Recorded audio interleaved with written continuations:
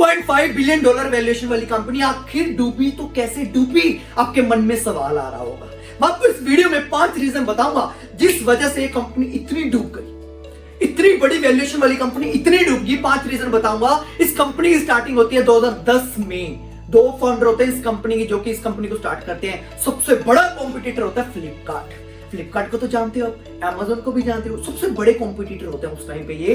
तो स्नैपडील की शुरू में तो बड़ी चढ़ाई हुई थी, बहुत इन्होंने मार्केटिंग की थी दबा के, बट फिर फेल हो गई।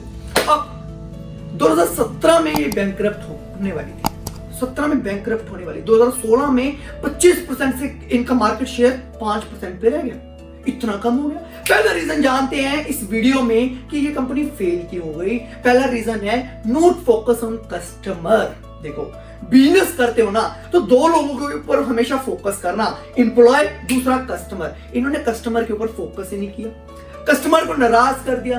अब ये खबर जब आई थी कि फेक प्रोडक्ट आ रहे हैं, ऑनलाइन सामान मत मंगवाया करो, तो ये यही तो कर रहे थे।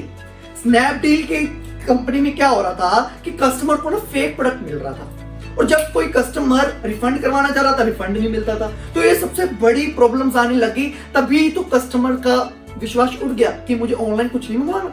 मेरा भी कभी मेरे साथ भी हुआ था, मंगवाया तो मैंने कुछ और था, आ गया कुछ और।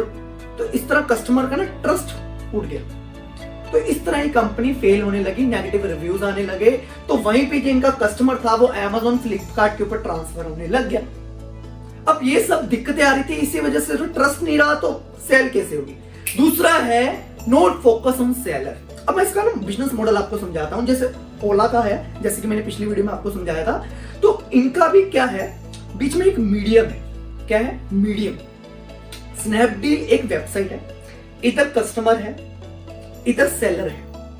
सेलर का प्रोडक्ट है, सेलर को प्रोडक्ट बेचना है, कस्टमर को देना है। कस्टमर प्रोडक्ट लेता है, सेलर से लेता है थ्रू स्नैपडील वेबसाइट, क्योंकि कस्टमर स्नैपडील पे देखता है, और पैसे भी स्नैपडील को ही देता है कस्टमर। आगे से स्नैपडील पैसे ट्रांसफर करता है सेलर को। वहीं पे जो फ्लिपकार्ट और Amazon है वो 21 दिन में वेबसाइट फ्लिपकार्ट देता था सेलर को पैसा, 21 दिन में, क्योंकि कस्टमर का पैसा है तो उनको तो देना है ना, बीच में कमीशन रखता है। तो यहीं पे स्नैपडील 7 दिन के अंदर अंदर कस्टमर का पैसा सेलर को दे देता था, बीच में कमीशन अपना रख लेता था। 7 दिन में सेलर खुश होने लगे, अरे भाई इतने कम टाइम में ये पैसा दे रहा है। तो सेलर ज्यादा से ज्यादा स्नैपडील पे आने लगे और उनको बहुत ज्यादा फैसिलिटीज देता था, अच्छी खासी इनको ऑर्डर देता था। तो सेलर ज्यादा से ज्यादा कनेक्ट होने लगे पूरे इंडिया से। इस तरह इन्होंने मार्केट अपनी वैल्यू बना ली। अब अच्छी पॉलिसीज तब थी, बट बाद में ये बुरी पॉलिसीज लॉन्च करने लगे। स्नैपडील ने देखा कि कस्टमर को ना फेक प्रोडक्ट मिल रहा है, तो मैं क्या करता हूं, मैं अपना वेयर हाउस बनाता। तो उन्होंने अपना वेयर हाउस बना लिया, सेलर से प्रोडक्ट लेते थे। सेलर को बोला कि अपना प्रोडक्ट पहले हमारे वेयर हाउस में भेजो, और उससे ये रेंट चार्ज करने लगे। अब सेलर को नाराज करने लगे, सेलर को पहले इतने खर्चे पड़ते थे, ऊपर से वेयर हाउस में इतनी जगह नहीं होती थी सामान धरने के लिए। तो वहीं पे इन्वेंट्री चोरी होने लगी, सामान चोरी होने लगे। जब सामान चोरी होने लगे, सेलर नाराज होने लगे। अब सेलर को इसने नाराज कर दिया, तो सेलर से मूव होने लगे फ्लिपकार्ट, Amazon की ओर। अब ये मूव होने लगे, वहीं से सेलर भी मूव होने लगे, कस्टमर भी मूव होने लगे, तो कंपनी को तो फेल होना ही है भाई। अब तीसरा पॉइंट क्या है, नो यूएसपी। देखो, हर कंपनी, हर ब्रांड चलता है यूएसपी के सहारे, यूनिक सेलिंग पॉइंट। अगर कुछ अलग होगा ना तभी कंपनी चलेगी। मान लो आज मैं आपको कुछ अलग कंटेंट दे रहा हूं, तभी तो मैं चलूंगा ना, तभी आपको कुछ अलग वैल्यू मिलेगी, तभी आप मेरी वीडियो देखोगे। तो इन्होंने क्या किया, कोई यूएसपी इनका था ही नहीं। वहीं पे फ्लिपकार्ट का 70% एक्सक्लूसिव राइट देता है MIQ, तो ये एक्सक्लूसिव राइट देता है। Amazon प्राइम था और 1 दिन में डिलीवरी करेगा ये बोलता था। डोमिनोज भी 1 घंटे में डिलीवरी, नहीं मैं पिज्जा फ्री दूंगा। तो इनका एक्सक्लूसिव है, कुछ यूएसपी है। तो इनका कोई यूएसपी नहीं था, क्योंकि फोकस ही नहीं था, इन्होंने अपना यूएसपी बनाया ही नहीं था। चौथे पॉइंट के ऊपर बात करेंगे, अनरिलेटेड एक्विजिशंस। इसका मतलब क्या है, देखो फ्लिपकार्ट ने अक्वायर किए थे कौन कौन से, जेबोंग एंड मिंत्रा, ये इन्होंने कंपनी खरीदी थी। अब वहीं पे स्नैपडील ने कौन सी कंपनी खरीदी थी, फ्री चार्ज हो गया, गोजावस हो गया, ये इसने कंपनी खरीद ली। अब ये बिल्कुल अनरिलेटेड है। वहीं पे जेबोंग एंड मिंत्रा कपड़ों वाली है, ब्रांड्स एंड क्लोथ्स वाली है, और वहीं पे उनको इतना सक्सेसफुल बना दी, और वहीं पे इसने बेच दिया आगे। अब जो फ्री चार्ज है वो एक्सिस को बेच दी, क्योंकि कंपनी घाटे में चल रही थी भाई, तो उन्होंने कंपनी बेच दी। तो अनरिलेटेड इतने $1 मिलियन की इन्होंने वैल्यूएशन वाली कंपनी खरीदी और वहीं पे बेच रहे हैं, तो घाटे में जाती रही। 5th पॉइंट, लास्ट पॉइंट क्या है? Not perfect system.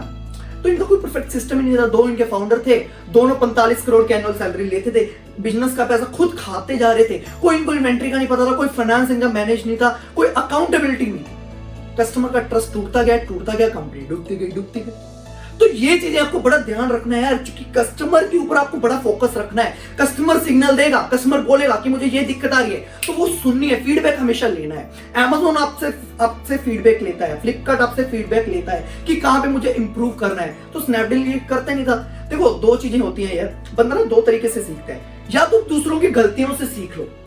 आपने ये केस स्टडी पढ़ी, सुनी, इससे आपको क्या क्या सीखने को मिला मुझे कमेंट करके बता दो। तो जो सीखने को मिला ना, आपको वो गलती नहीं करनी। ध्यान से सुन लो अपने बिजनेस में, क्योंकि अगर आपने वही गलती कर दी, आपका टाइम बड़ा वेस्ट हो जाएगा भाई। तो या तो आप खुद गलती करो, टाइम अपना वेस्ट कर लो, या दूसरों की गलतियों से सीख लो, स्मार्ट वर्क करो।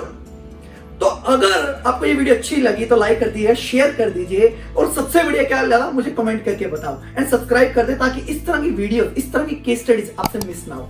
मिलता हूं आपको अगली वीडियो में। Thank you so much.